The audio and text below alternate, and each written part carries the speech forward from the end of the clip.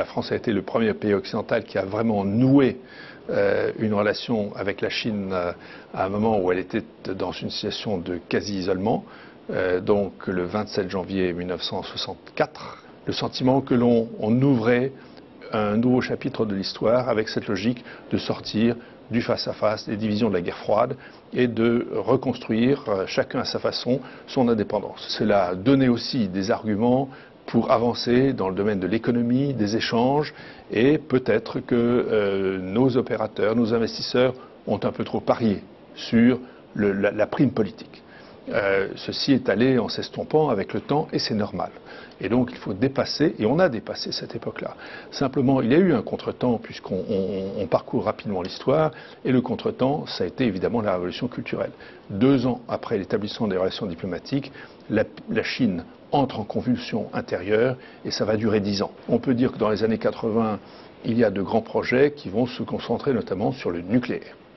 La France ouvre une coopération majeure dans le domaine de l'énergie nucléaire avec la Chine. C'est Daya Bay que connaissent bien les grands opérateurs et ceci s'est élargi et renouvelé depuis. J'ai envie de dire, pour rester sur le terrain économique, que les années 90 et la dernière décennie, ça s'est également élargi à l'aéronautique pour prendre les grands secteurs.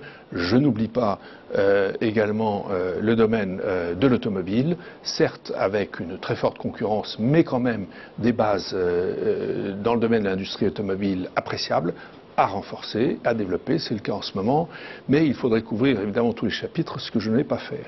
Dans le même temps, un vrai dialogue politique, avec un projet, une idée, qui est dans la période de la fin du monde bipolaire, avec l'effondrement de l'URSS, et l'émergence de l'hyperpuissance d'un monde unipolaire, au moins pour un temps avec les États-Unis, l'idée d'un monde multipolaire, c'est-à-dire que désormais la complexité du monde, la mondialisation nécessite l'interaction de plusieurs acteurs. Je crois que sous la période le double mandat du président Chirac, nous avons mis en place un dialogue stratégique, c'est-à-dire que au-delà des occasions où l'on se rencontrait, au-delà des moments où on avait des désaccords, on a conclu que puisque nous avions ensemble fait évoluer le système international dans les années 60, eh bien il fallait continuer à avoir ce travail de réflexion en commun, quelles que soient nos différences, et donc depuis nous avons un dialogue important.